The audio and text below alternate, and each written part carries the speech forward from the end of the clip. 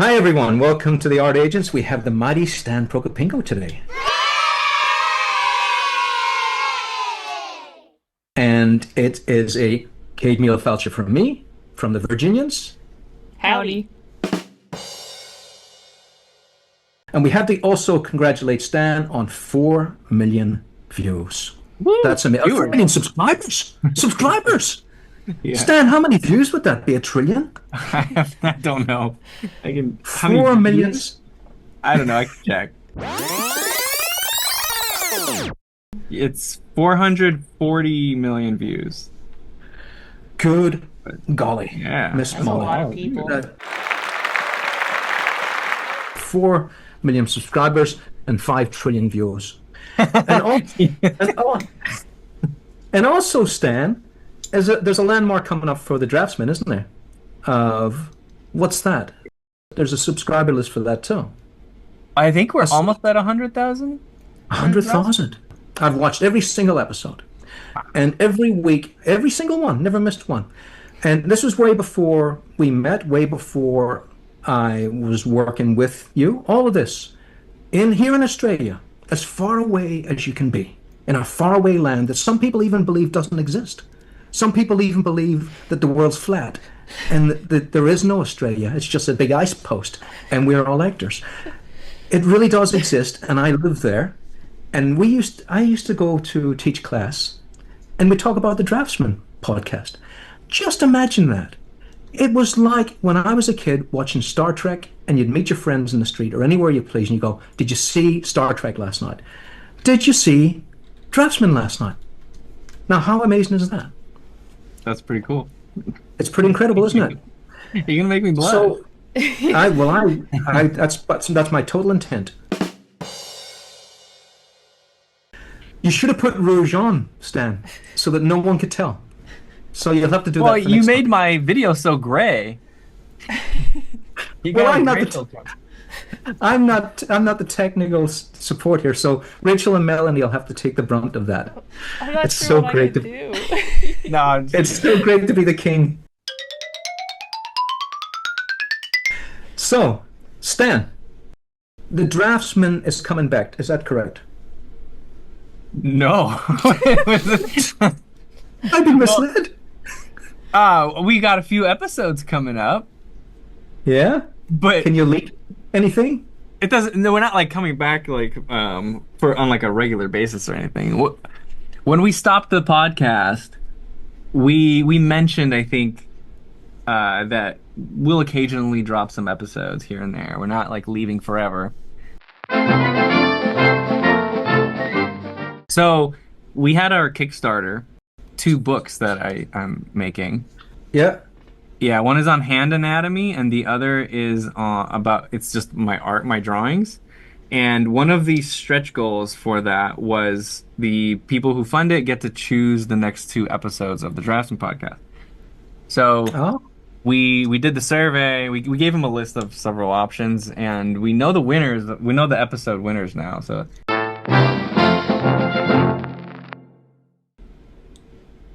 is it exercises to get better or something? Shoot. Stan, get used Yeah. to that feeling you got right now. Get used to Yeah, that. no. 'cause Oh, I've been used to this feeling my entire life. that is my every morning right there. Have you gone to the fridge yet and stand there and wonder why you're standing there? Have you done that yet? All the time. That's coming. That's No, I coming. haven't. I found my shoes in the fridge once. Oh, it's overcoming the intermediate plateau. Whoa. The Intermediate Plateau. Well, there's a conversation. Yeah, it is. And- That's a Let me get my Good head one, around right? that, Stan. Don't It's a steal brilliant that. one. It's a brilliant one because Yeah. I'm very big on the plateau. I am very big on. I enjoy the plateau. I fear not the plateau. But what is the intermediate part of the plateau? Stan, please enlighten me. Oh, it just means like you're not a beginner anymore. Mm-hmm. But you're not advanced yet, and you're kind of Yes. stuck in this intermediate mode. You can't. You're not able to break out of it and go from like good to great. Like, how do you get out of that? I'm looking forward to that. This was from my student years. This is when I was trying to figure it out. This is me in my intermediate plateau. Is that your intermediate plateau? Yeah. Well, there you go.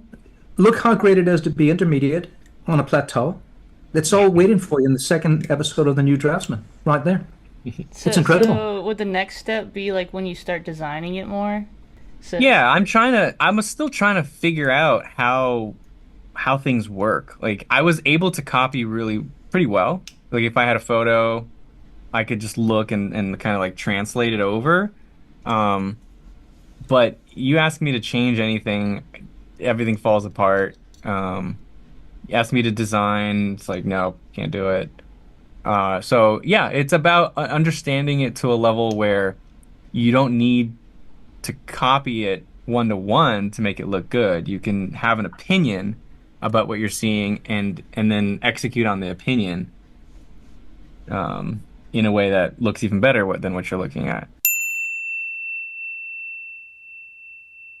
like 16-year-old kids today, whatever, coming out of high school, and they're decent, they're good, and they want to be an artist, and they're looking at schools. What kind of Mhm. advice do you give to these kids today? Because it seems like the world's changed quite a bit. Like I went to university 10 years ago, and Mhm. I feel like it's a completely different world now than even it was then, and then it was pretty crazy. So what kind of advice would you give to kids who are trying to learn? There's so much. Yeah, yeah. So, Go to um, proco.com. well, Yeah. it depends on the person. See, it's like you can't really give the same advice to every single artist who's considering college because for some students, college is the answer. You go to art school, otherwise you're probably never going to do anything. Because some people really need someone else to give them that structure, right? Like that college gives you structure. That is a very important part of learning. But other people don't need anyone to give them that structure, and they're actually better at creating their own structure and figuring out for themselves which path they want to go on. That was me. I hated other people telling me what to do, and Yeah, yeah. I would probably do very poorly in college. I'd probably get good grades, but I probably would not have come out of it as a better artist than I have become. Um, I was better at an atelier where I had complete freedom to just pick whatever classes I want and then go home and study whatever I want. That was my ideal path. But Hmm. like that's not everybody. Some people, if you just give them their own freedom to do whatever they want, they might get confused and then not do much, and that's okay. They have different strengths, right? I'm not saying that that's like they're lazy, or maybe they are lazy, but like maybe they're if they had college to give them the structure, then their strengths would come out, and they have something that I don't or someone else doesn't. It's like you just have to you got to think about it. You got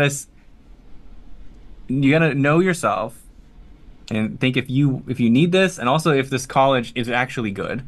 Because a lot of kids they kind of just think of this path like you go to college, you get out, you get a job. It's like this path that everybody needs to follow.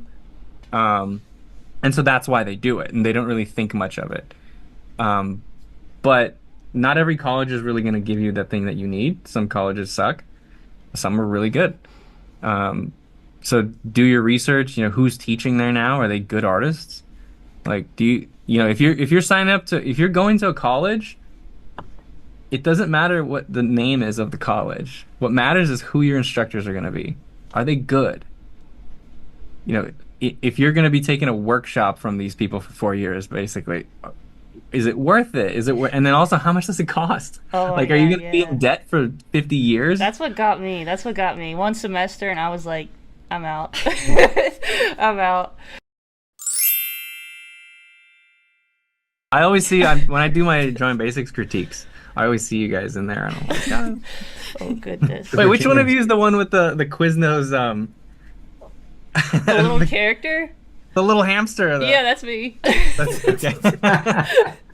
Yeah, just a little guy just popping in to help. I used to work at Quiznos. That's why I noticed that. You were a sandwich artist? I was, and I was an artist. Yeah. I Oh, am so wow. picky with my sandwiches now. I hate it when I get a sandwich and like everything is on one side, like all the meat is on one end, and then like all the tomatoes on the other end, and then like it's just so frustrating because I know it's not that hard to just put it all equally, you know? So I'm just hearing this as a foreigner now. Quiznos is a sandwich gourmet chain, is it? Gourmet Yeah, is. it's not that Like- gourmet. Well, we Yeah. have a question from the YouTube comments All right. from Laura, who is one of Oh. Patrick's students. How did you Hello, discover Laura. Patrick, and did he live up to his reputation? Oh, good Oh, gosh, God. I don't didn't see remember that coming. anymore. Patrick, did you reach out to us or did we reach out to you? It was a kinetic thing. Christian was reaching out to me as I was reaching out to you. Christian, Sounds okay. good. That could be a song, couldn't it? And I think I get in just before, and Christian says we were just about to call you. So it was that. We were That's just- that's what he said to Yeah. everybody. does he? I thought that. No, I'm It just felt kidding. a bit. I'm It just felt a bit kidding. hollow.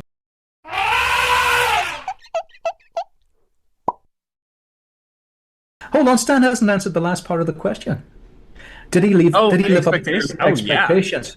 There He's you one go. of our top selling instructors.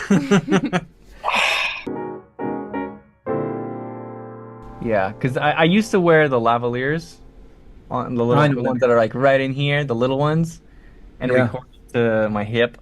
But it was just so annoying having cables hanging off of me. So I was like, all right, Yeah, no. I'm just gonna get a good boom mic. But you know what, Stan? I felt a great importance about someone micing me up. And I went, I really like this. I feel so almost like I'm on the news. Get that up your shirt, get the Yeah, cable get that going up your down. shirt. Just stand there, and I'm so important. I Yeah. love being mic'd up. Yeah. Yeah, that's fantastic. But when you do it for yourself, it's just like that. It's no point to it. Yeah. Yeah. So there you go. That happened. Now, Stan, I was looking at a sketch down here. And it said "troubled sketch," and I thought, did you have trouble with it? But it was actually the title. Is that correct? Of the painting. Yeah. That's the title of the painting.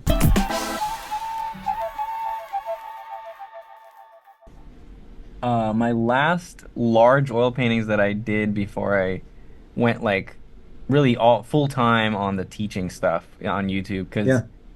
before that, before I started making YouTube kind of work as a career, I was full time painting, trying to get, sell paintings through my agent and at a gallery, several galleries, and trying to get commissions from people. And yeah, that was my thing. And this was one of the last pieces I did. I think actually the last. Oh wow! And how long ago was that, Stan? Oh, jeez. Probably around 10 years ago. 10 years now, isn't that Yeah. we all seem to come to the same place, because I too am in that position where I used to paint a lot, and then I started teaching a lot, and then I really enjoyed drawing a lot. Drawing to me has become such a pleasure now that it seems like not a chore, but it's a lot of work to go back to painting, which I'm going to do because I can't let it go any longer, because I'm starting to feel 5 years since I did a painting. I may not be able to call myself a painter anymore if I continue this path. I don't know. You don't So I'm miss gonna it? do that. I kind of do. And that's what this podcast is about. Well, I do, yes. But That's what this it's about. Yeah, that's what It's this about a lot of podcast is. things. It's about a lot of things. Yeah. And one of those things is have a look at the price of what a New York publisher pays for a book jacket. Right now, I know what the cost is. So I was making $3,000 for a book jacket for a major company, right? So that was the ceiling, 3,000. We had Donato on the other day, and he asked for 3,500, and he said no. So it looks like 3 was the ceiling. So I was on the ceiling with $3,000 for a book jacket. Now that's the peak. That's Rock Books. That's Penguin, New York.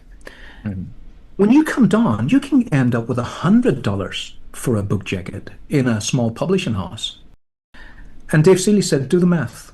How long does it take to make a painting? If you're Boris Vallejo, a week, and that's at full pelt, right? And if you're Panickery, a month. I knew artists would spend 2 months on a book jacket. Do the math.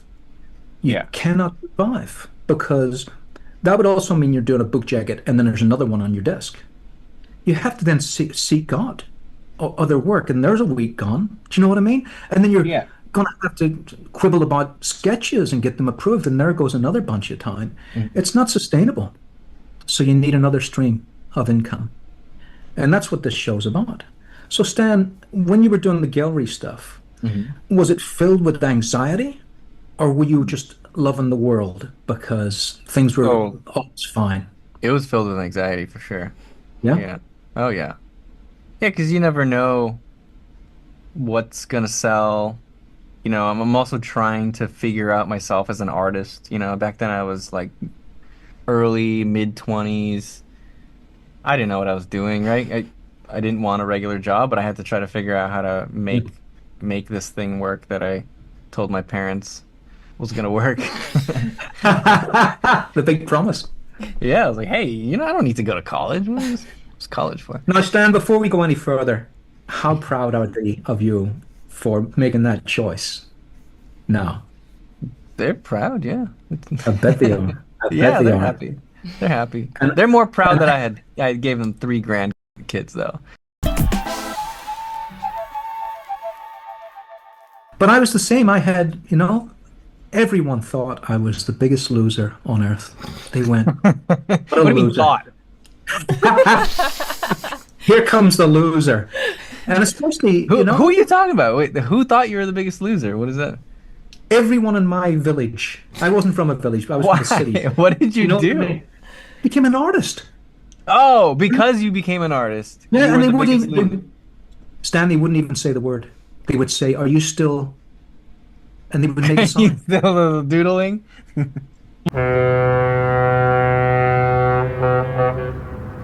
From Tethered Pencil, he says, "Does art play a role in the happiness in your lives?" Stan? Yeah. Yeah. No, for sure. Yeah, of course. I mean, that's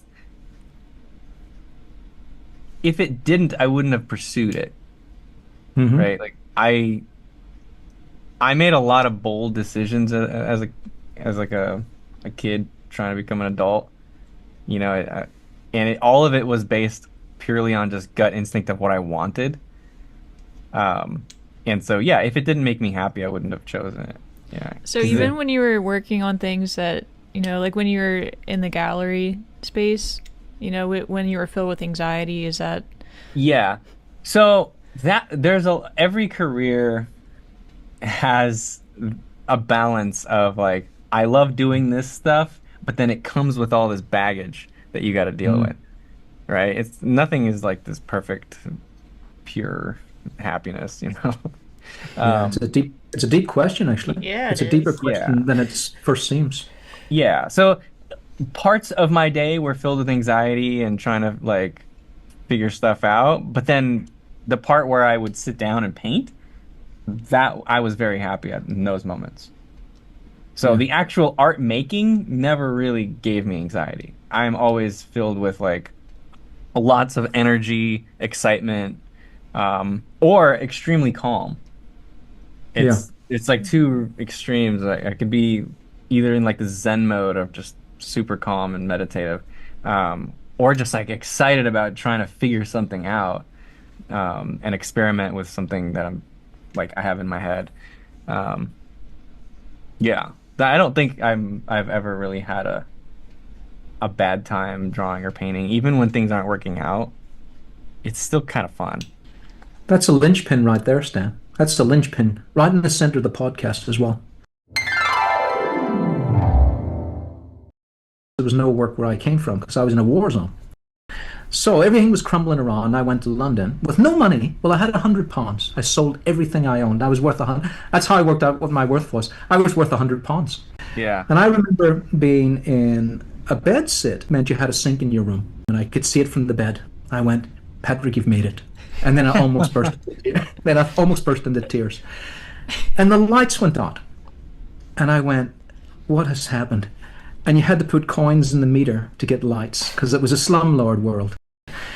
So I had 150 pence piece, and I put it turned the lights back on, and I sat and I drew a picture, and I was the happiest person in the world. Yeah.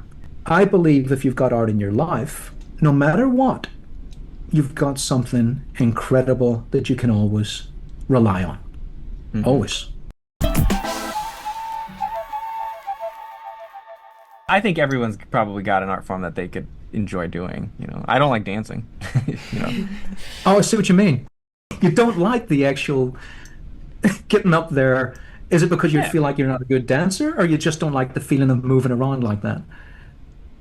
I don't think I've ever felt the urge to express myself in that way. You Never. know? Do you not Yeah, drink? Do you not drink alcohol? I do. Because No, okay. If you give me enough, I'll do anything. Like, I have pictures of me dancing on a bar wearing a kilt and a red nose, and I don't remember the night. Where are I these don't remember. pictures? Where can we find these pictures? I'll see if I can dig them out, and I don't remember that night at all.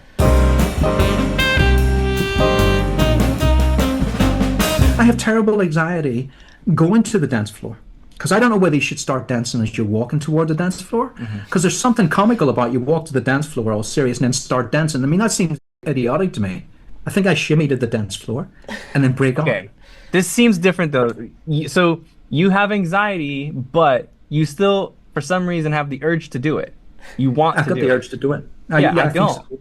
I don't have any urge to You don't do have the it. actual Like, I'd urge. rather go over here and talk. Like, Yeah, just chill in the back Yeah. of the room. yeah. Yeah, I think that's me now. I do have dance anxiety now. There's no doubt about it. I don't think these feet are made for dancing like they used to be. I don't think they have the same dance rhythm to them.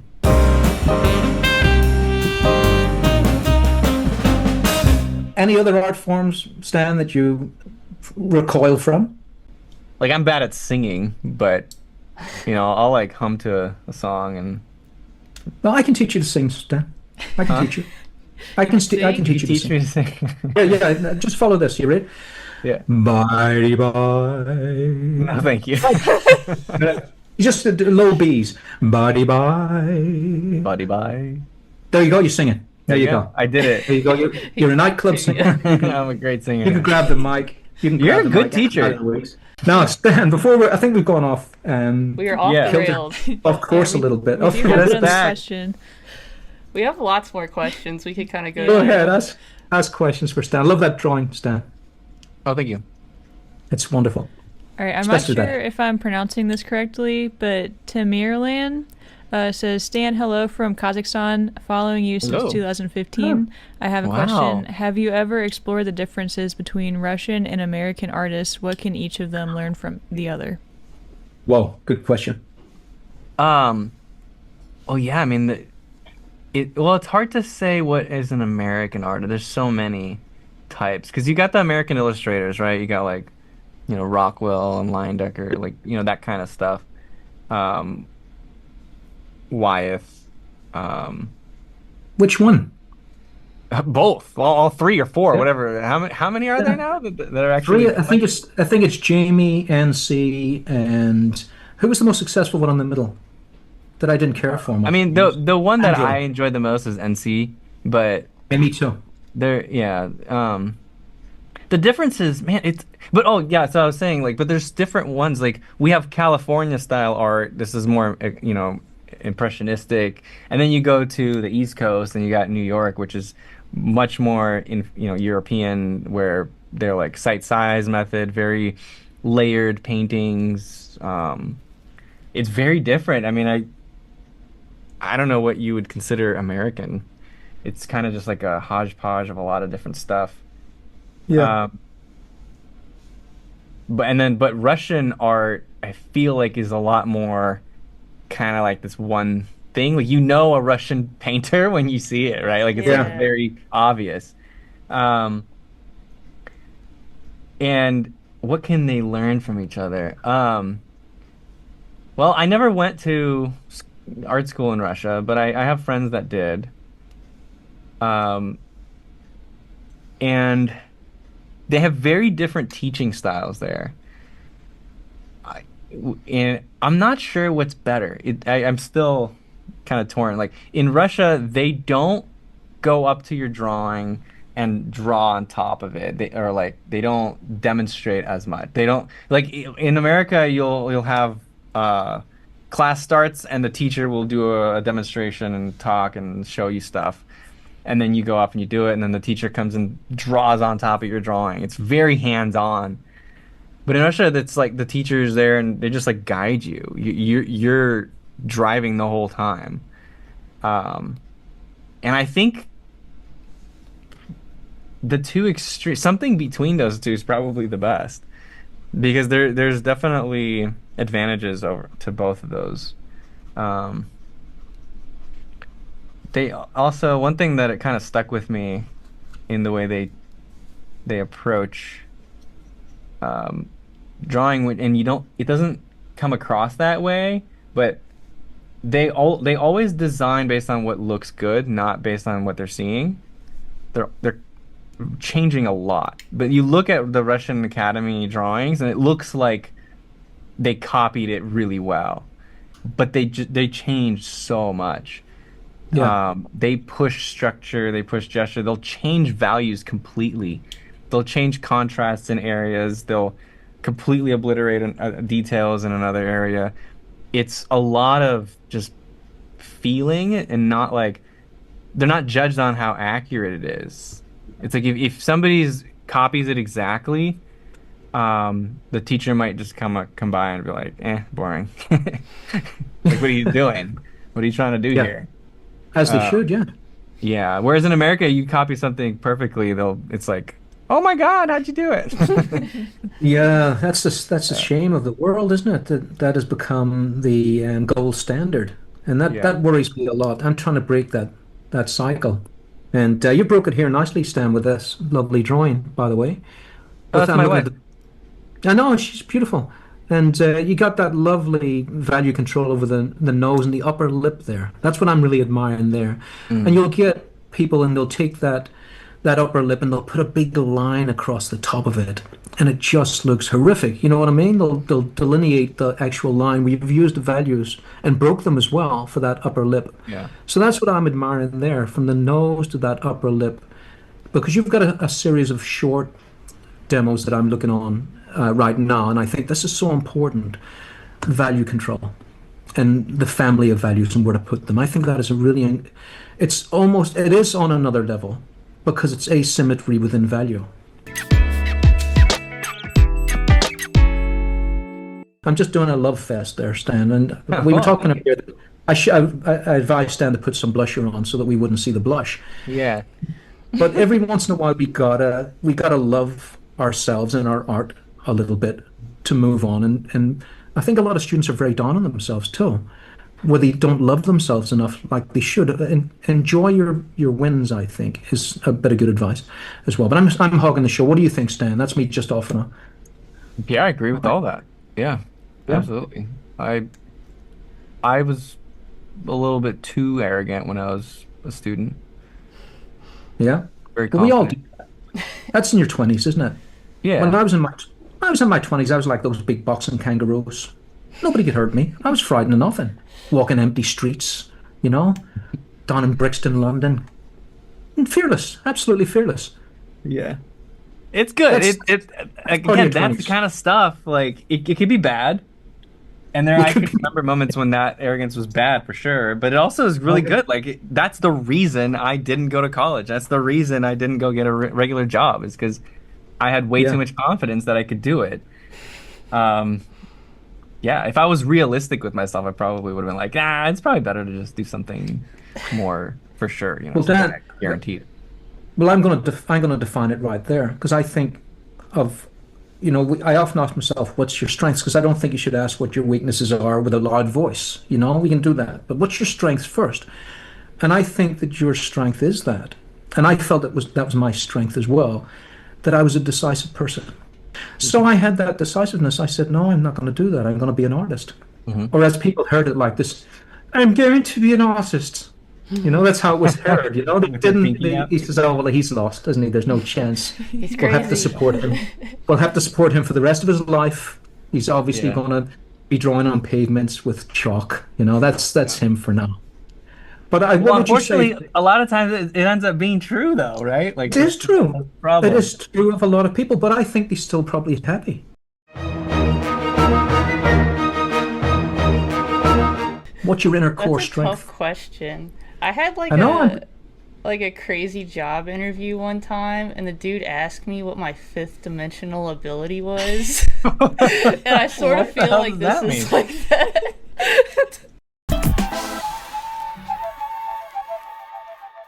I mean, think of the puzzle that Stan had to unravel to draw that. To a person in the street, or an artist even, in walking in the academy for the first time would look at that and go, "It's impossible." And yet Stan did it. Didn't you, Stan? Yeah, actually, that was going to be my answer. So my parents are, they're both scientists. My brother also Oh, went into biology and computer science and all that stuff. And I found it, I don't know, I guess I found that kind of a little bit boring, but I was still good at all that stuff in school. So I think I got that side from my family. I guess that's in my genes. Just kind of there be you good go. at like science, engineering, puzzles, and just problem solving, understanding complex topics, and being able to um, simplify it. So I think that's partly why I enjoy teaching is because I'm able to take, anatomy, which is a really complicated thing, and then break it down. First of all, understand it myself to the point where I can start playing with concepts and reorganizing them for people and present it in a way that's easy to understand. Um, but yeah, I guess that would be one Yeah. of my. Yeah. I still So remember the there you go. first time I saw your video. I think I started watching you at Video 1 like 10, 12 years ago, whenever that was. And I still remember the first time I saw the video of the skeleton and he turned his arm and the bones. Uh-huh. And then I was just like, Oh it yeah. clicked in my head. I was like, oh my god, there it is. They Which do one was cross that? over like that. I turned his arm, like the pronation To like just supination. pronate or whatever Oh the yeah, forearm. Yeah, I did not understand that for the longest time, and something about the way you animated it finally like clicked in my head, and I was like, Oh yeah. yeah. The animation part was crucial for me to do this. Otherwise, it would be not much different from the books, right? And that was the gap that I saw. I was like, it's so difficult to learn all this stuff from books. Like yeah, you can spend a long time looking at a lot of different books and putting it all together, but it is so much easier when you present it as a video. You animate the stuff, you show it from very specific angles. Um, the drawing can be you can play with time even in your drawing and show it quickly, and it's just there's just so much you could play with video that you can't with a book, or even in live demonstrations, just because of the time. You can't squish time. Um, Yeah. so yeah, that was. Einstein might have an argument with you there, Stan. I mean, I can't. I don't have the power. Your super strength is in your genes. There's science and physics. This is a much more contrasty, a much more, I would say, getting close to illustrative way of It, drawing. And the other, because yeah, it go was, ahead. yeah. This Yeah, was was it? for a magazine cover. This was Imagine FX. Yeah, this is for Imagine Effects cover That's that right. I did specifically for a magazine. Whereas the other ones, it was a life drawing, so it was a lot quicker, more loose, and from Yeah, life. Yeah, this is from that's a reference photo. I always, whenever I draw from a photo, it ends up being a lot tighter and like more. yeah. All aboard! a question I wrote down earlier. How do you Yeah. manage your time? You have a lot of stuff going on. How do you manage your schedule? So that answer is very different today than it was back when Oh, it mattered more, when I was yeah. building the foundation of the business and doing a lot of things on my own. Now I have so much help that I don't think my answer would apply to many people. Okay. Yeah. Unfortunately, like I don't think that would help many people. I'm like, yeah, I got an assistant. You're like, cool. Um, yeah. So back then, I'm very heavy in my calendar. Um, where I would schedule pockets of time and make sure that I am deliberate with how I spend my time. Otherwise, if I just kind of like wake up and be like, "All right, what's going on today?" and I just like feel it out, I end up Hmm. I'm kind of ADD. Like I will just pick a random thing that has nothing to do with what actually matters in my life at the moment, and I will just go off on that for like a week. And then after I'm done with it, I'm like, what the hell? Why did I do that? Like that was fun, but that gets me nothing. Yeah. And so I had to be very deliberate with my calendar, task lists, prioritizing. I'm just very systematic that way, where I would have like tasks and then like rate them by priority. Um, and but you also just have to get to the point where you're good at that. Um, when people start off, it's a little overwhelming. It's just like too much. So you kind of have to have baby steps and just kind of build up to being able to do that. Oh, and then also just noticing how much time you waste throughout the day That's is a really big important. one. And the word waste is different for everybody. So some things might actually be really important for people. Like right now, to me in the mornings now, I kind of forgot what they call it. It's kind of where you just like do nothing for like not nothing, but like you just kind of let your mind free for like an hour and a half, 2 hours. Um, that's an important thing for me. But back then, when I was starting out, I would think that's such a huge waste of time. Oh Like, what? no. That's an interesting subject, Stan, because you're hitting the boundaries of burnout as well. And I had so many friends of mine burn out. I mean, like in their 30s. I mean, Hmm. that's too young to burn out. And then you're left in this charred field. And Yeah, where do you go from there? Do you know? So I think it's very yeah, important to do nothing. I think we should all give ourselves a little bit of love for at least an hour a day. Like a Come healthy on. amount, yes. A healthy amount, Yeah. you know? yeah. I think I was lucky that I had a girlfriend very early on. My wife, she's not my wife, but we started dating. I was 18. Um, I kind of had to go out, right? I loved her, right? So I wanted to as Yeah. well. But if she didn't kind of force it on me, like we got to hang out a little bit more than what you're you're Yeah. um, initiating here, I would have just worked constantly, just Yeah. 24/7, and that would have been really bad. But so I think I didn't burn out because I've always had her to kind of bring me back to reality. Um, but when I was not with her, I was working constantly. Yeah. It was just work. And so, but the thing I was gonna say about figuring out how much time you're wasting is I had a mentor back when I was younger, and he told me, all right, put every single half hour in your calendar, everything that you do. If you go to the bathroom in the morning, you brush your teeth, you do your hair, whatever. If that takes you half an hour, put it in. If Hmm. you go out for a jog, put it in. If you do anything, put it in your calendar. 15-minute increments, whatever you want. Um, and then after the end of like 2 weeks of doing that, categorize it and see how much time you spend on everything. And you'll see like, damn, like if instead of this category of stuff that I did, instead if I was drawing or painting, I would paint an extra like 500 hours a year. It's like insane. And it's actually kind of crazy how much it compounds, like Yeah. you'll do something every day. And it's like it's only an hour a day. It's like, but that's like Yeah. 365 hours a year, Yeah. right? That's a lot of out. Can you imagine if just like you do something for an hour a day, but and you replace that thing with painting? Yeah. Like 365 hours is a lot. And you could do that with a lot more than just 1 hour. A lot of people spend a lot more than an hour doing things that brings them no joy and no value, Yeah. and they should get rid of those things. I'm not saying fill as much time of your day with work. I'm saying make sure you're deliberate about what you are choosing to spend your time on. If, 6 of those hours are hanging out with your your significant other or your kids or whatever, and great, that's time well spent.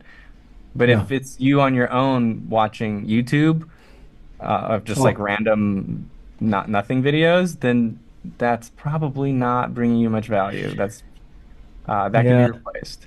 I was listening to some Dave Ramsey the other day, and there's some direct correlation that they found between credit card debt and social media use. Apparently, like those two Probably. charts go up side by side, and I was like, wow, that makes a lot of sense. I was like, if you sit and think about that, I was like, wait a second, it's literally sapping your money as well, like Yeah. when you're doing Do you, that. is it that one leads to the other, or is it that there's a specific mentality that actually has an effect on both parts of your I life? think what he was going after was people who are looking at stuff online and they're like, I gotta get that, and then they start buying more. I could see another link though. Yeah, yeah. Like they're both like really quick adrenaline. Like if you buy something on Amazon, you get that real like satisfaction for a few minutes. One day I went through Instagram and it said you have reached your limit or something, and I What? was There's a so limit? yeah. Limit? There was no more feed. There was no more feed, and I was so Oh ashamed. damn. The shame I felt was so deep, and that's where I realized that Instagram was my sin. Now mine would be YouTube. To be honest, I think YouTube is the crowning glory of the internet because there's good stuff on there. Yeah, we wanted to do congratulations for Stan because he hit 4 million subscribers on YouTube. And Stan also has a Kickstarter that I have also Oh, that's donated to. done. That's That's over. done. Yeah, the You can't get Kickstarter. that anymore? Well, you've You lost can't kick all. it anymore. No more I don't kicks. think you can. Can you? I don't know. I mean, we'll have them eventually up on our website, but Well, Stan, I'm an author, as you know, and I've written 10 books now. A friend of mine has whoa. Yeah. Stan, you have to get a pipe now and smoke a pipe now that you're an author. If you haven't got a photograph in the back of your book with a pipe, it's not valid. That's a beautiful looking thing, Stan. I'll tell you what, I really love this little kind of tweed jacket here. You've got nice things. Things, nice things. Thank You you. do. And that's a lovely drawing there, by the way, just underneath. Look at that. I hope that's in the book. It is in the book, yeah. Look at that. Great throat canter. Superb. All right. Show Wonderful. Yeah. Well, I didn't do the drawing, so I'm showing off on your behalf. We got another question here that I liked, and Yeah. I was thinking about it earlier. It's a different topic. Stan, what is your secret to building a good team at Proco? I can see you are such a good leader, and I've only had good experiences with everyone I've talked to from Proco, and I was sort of thinking the same thing. Like, how do you have such a good team? Yeah. Good question. Oh. Well, I got luck. Did you- I think lucky with the first one. Sean, I hired him like, gosh, I guess around 10 or 11 years ago, probably around 10 years ago. And I didn't know what I was doing. I was just like, I need help. I need some editor. And yeah, and he's amazing. He just such a big help, and he's just the perfect employee. And so I think I got lucky with him. But Yeah, then, he's really good. He's really great. yeah, he's amazing. Occasionally you get really bad hires, and it's really important to be able to identify those early and just part ways. Like, Stan, did you have to fire someone? oh, I've had to fire a lot of people. Yeah. How was that? It's really hard. And the first like 3 times, I waited like a year. I already knew. I was like, A nice "This is not guy. gonna work." Such a nice You guy. gotta just do it. I know. And I knew it's like, this is not gonna work. It's clearly not gonna work. This is not. They just don't fit. I'm always frustrated with them. They're just not getting it. And I would be like, but maybe I could like teach them a little more, or maybe they'll change. And it's like, a year goes by and I'm like, all right, let's just do it. And I would finally just do it. And this happened like 3 times. Um, 3 times. yeah, it's so because it's the human element. It's really hard to fire somebody, but Yeah, you just have to do it because and the thing that kind of you gotta remember is that if you have a bad hire, if somebody on your team is really hurting the team and you're keeping them around, you're hurting the good people on your team. it's true. And you got to think of it that way, that you're actually hurting people Yeah. when you're not making the team better.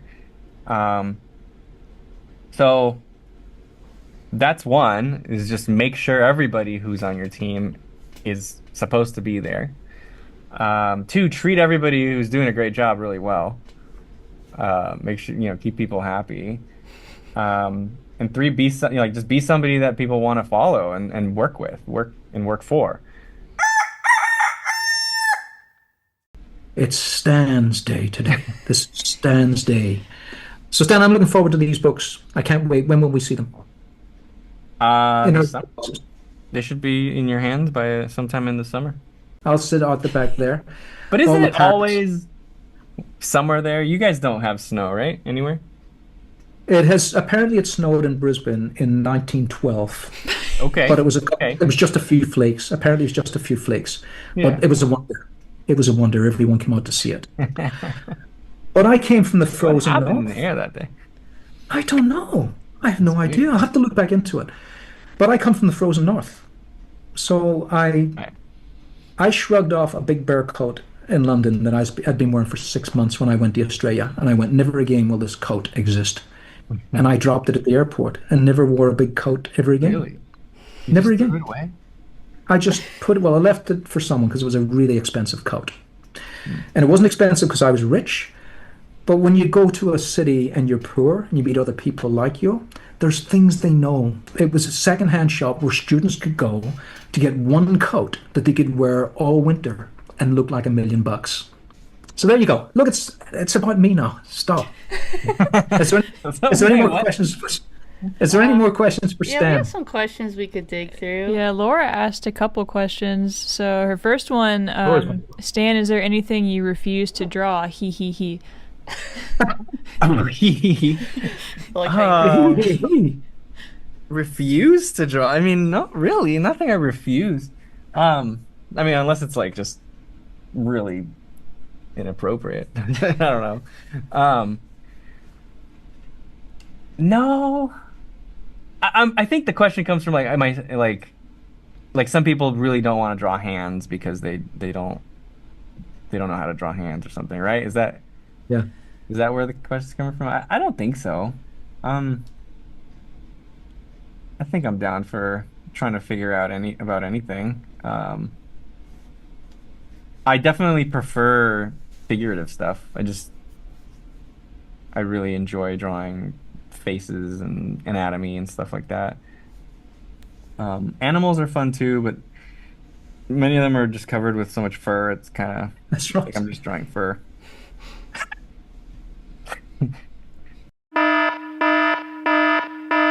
Stan, we're skating close to the edge. We're skating close to the edge. Yeah. Because here's a thing. Here's the thing, right? We have made this our life. The figure to be worshipped like the Greeks did, like the Renaissance did. The Renaissance was basically about worshipping who we are Yeah. as this wonderful sculpture. I am often Yeah. attacked for drawing this beautiful thing. Yeah. And that's where we're skating close to the edge. And yet I'm not going to stop because I have said to myself, well, that's not my problem. But we are in that area. How do you navigate it, Stan? Yeah, How it's do you? rough, man. You people everybody's been given this a voice essentially, and everyone should have a voice. But like Of course. the problem is that um, artists now can hear everyone's voice, Yeah. and that hurts artists because we Really shouldn't hurts. hear everyone's voice. Like, cool, we make art, and everybody can respond to, or everyone can have a reaction to it. They've always had reactions to it throughout history, but the artist wouldn't hear most of it. That's And right. and that's totally fine. Like you can hate someone's stuff, you can love it. But so nowadays it's very different, and we as artists need to be able to just ignore it, like you said you're doing. If you really Yeah. enjoy drawing the figure as this beautiful thing, yeah, do it. Great. Kim Jong-gi is the like really good example of this. Yeah. Have you seen the video I made of Kim Yeah. Jong-gi? Yeah. In there he talks about this battle where he really likes drawing erotic, Yes. right? And he does. And Yeah. he enjoyed it, right? And he would get a lot of criticism about that from his team as well. I mean, just saying, mostly not about drawing that stuff, but mostly about like don't say things because it'll offend people. But Yeah. um, they would lean into the drawings. They even had a book specifically just here's just the bad stuff, right? Yeah. And The he naughty leaned into it, stuff. and some people probably hate his work for it, but Yeah. enough people really admire him for it, for just like not caring that someone else has a different opinion than him, and you're just like giving in to someone else's opinion about your own work. There it is. I think that's important for artists to Yeah. have that kind of strength. Yeah. And it's a modern shift too, Stan, because, look at H.R. Giger. Or is it Geiger? I've heard Giger. Look at Depends where H.R. you're from. Giger. Yeah. Yeah. If he was alive to death, if he was alive to death, that's Whoa. a It was Freudian- alive to that. he was alive to death. That's a Freudian slip. If he was alive today, he'd probably drop down dead because he would be lambasted. He would not be able to survive posting a single thing. He couldn't post a single thing. And yet he is totally lauded as one of the great artists and visionaries of the 20th century. And yet today he would be in a terrible, terrible strife from comments on the internet. I think it's important to remember, and this is for every artist, that when you put your work out there, most people stay silent about it. Most people don't say anything, and most people have nothing bad to say about your stuff. But people that get really have like a really strong negative opinion will usually say something. Yeah. It's the same thing happens with like True. Yelp and reviews of restaurants or any kind of like local business. Like someone that has a bad review is more likely to go leave that bad review. That's true. Than somebody that's like, oh, that was great, cool, and then just move on, and they might recommend it to their friends, but they might not go leave like a great Yeah. review. Well, there you go. So don't feel bad about yourselves. You heard it from us. It's all that. It's all that. It's not you, it's them. That's probably a simple way to put that. Yeah. Okay, Stan, I don't want to keep you. I know you've got a busy life. You've got a wonderful family to look after and everything. Is there any parting thoughts or anything that you want to talk about before we leave?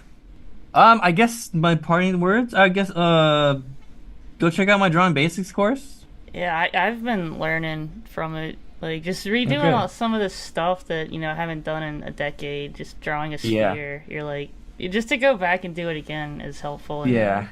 That's You learn nice. something every Hopefully, I time. add a little bit of something in there that Yeah. is a fresh. Yeah, the lessons are all really easy to follow, and definitely Nice. learn a lot. Yeah, I didn't know that I was drawing ellipses wrong. Yeah, I remember you had What- a pain for. Yeah. What were Yeah. you doing? I just didn't. I never knew what the major axis or the minor axis. I never learned perspective until like a year ago when I started working for you, and so it's been like a whole host of knowledge. It's been helpful. So is the angle of the ellipse on like a cylinder? Is that yeah, what it was on? yeah. Like Yeah. when you're talking, you have to like the long axis of the cylinder, and it has to be at 90 degrees to that to get the Yeah. major axis, where it's like, Yeah, going in the right direction. I never knew that. yeah. It's Now- a powerful one because it's such an easy thing to remember. It's like you don't need to practice that. Like that's just like, oh, it's 90 degrees. Okay, cool. I can now do that forever. Yeah. It's like an instant fix. Those are great. Yeah, and then drawing a tank to teach that, like the wheels on a vehicle is a good Yeah. way to teach that. Hmm. Yeah, it's very helpful. Cool. I put my shoes in the fridge once. But you don't have to be 70 to do that. That's when I was a teenager. Oh yeah. Yeah, My there's a friend lot said to going me, on. yeah, my friend said to me, "You're coming out tonight." I says, "I can't find my shoes. I can't come out to the Shamrock Club." I only had one pair of shoes, and I'd polished them really nice too. And so I just settled in for the night, and I went to the fridge to get a bowl of cereal because I eat cereal at night. That's just who I am. And there was my shoes in the fridge.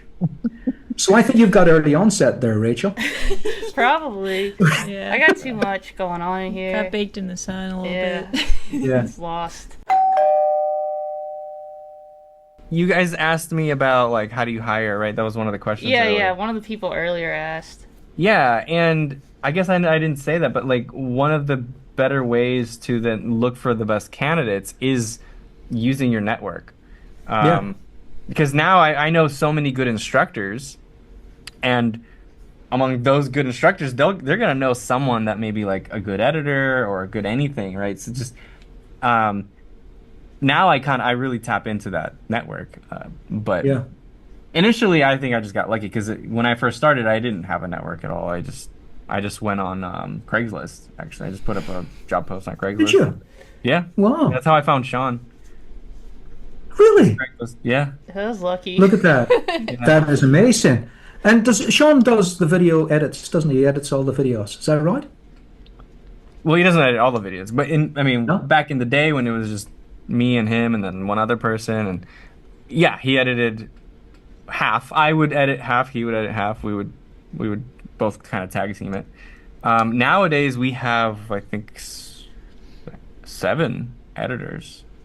Wow. So he does a lot of the like managerial type stuff, final reviews, making sure everybody has a project they're working on, and the communication. He leads the meetings, all that stuff.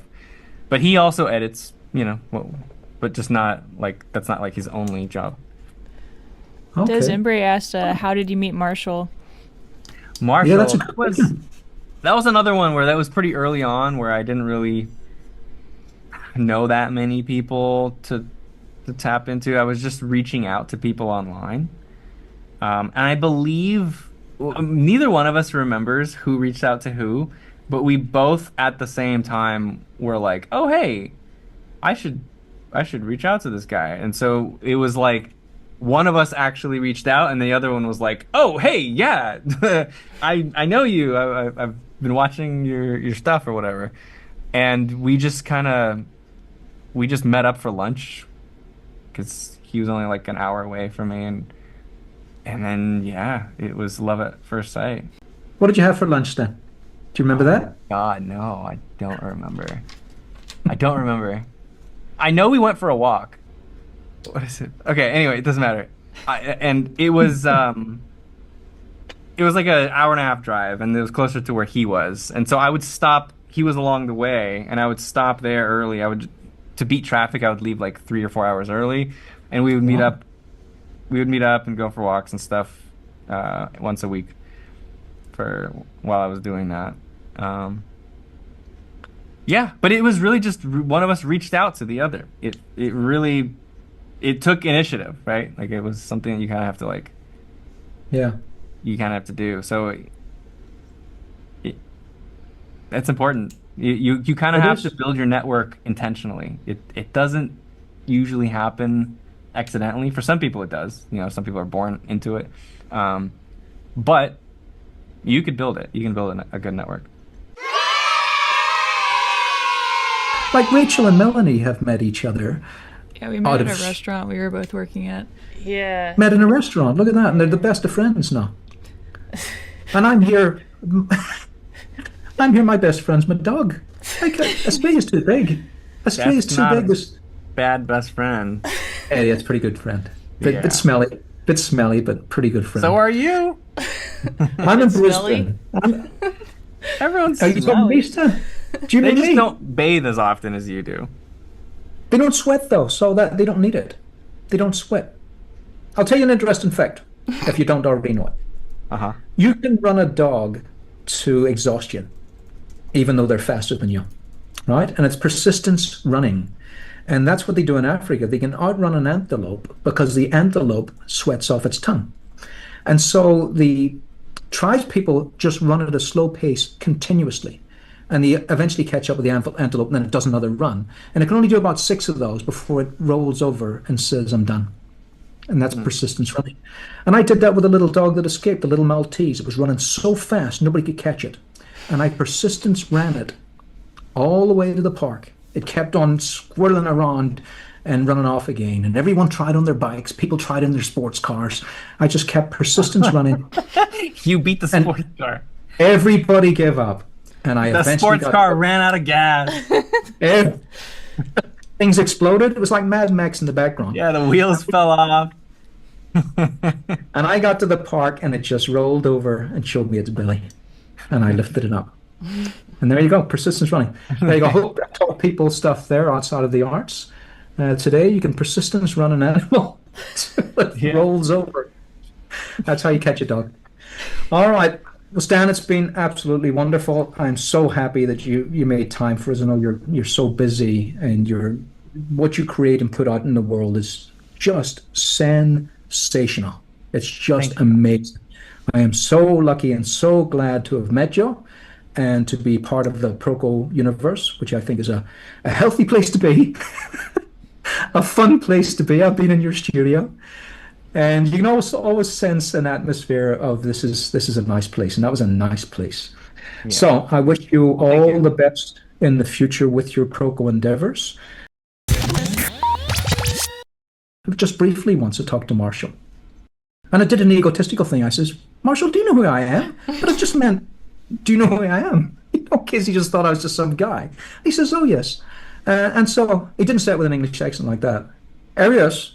I know who you are. But it sounds like he should, right? It looks like he should. It felt like that. He was so well groomed. That's how I remember it.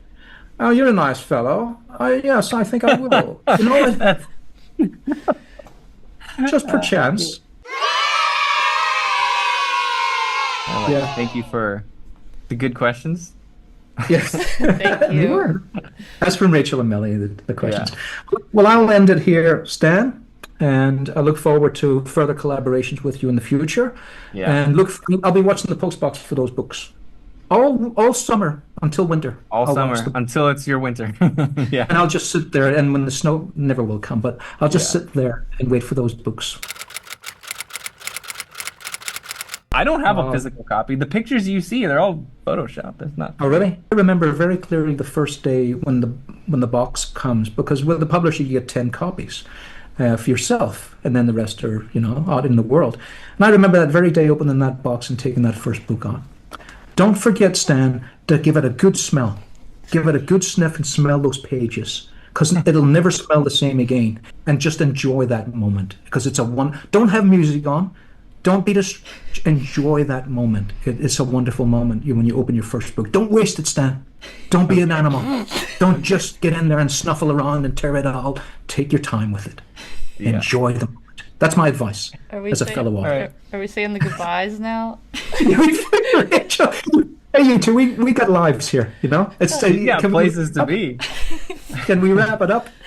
Is there a goodbye in San Diego that people say, a San Diegan goodbye? Because we all say goodbye. No, there's no San Diego goodbye. Oh. We speak Californian. But I mean, in Ukraine, you could say "пока," which is just bye, or you could say "до свидания" is goodbye.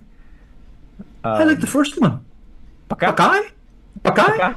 Yeah, it sounds more like people are saying goodbye. It must sound like a bunch of chickens. Yeah. Yeah, it sounds like you're a chicken. Yeah, "пока." Yeah. Wow. Well, it's a Buckeye from Stan. "Пока." It's just P-A-K-A. "Пока." Пока. And it's a sláinte from me, from the green homeland of Ireland, and from the Virginians. See y'all. See y'all. Yeah.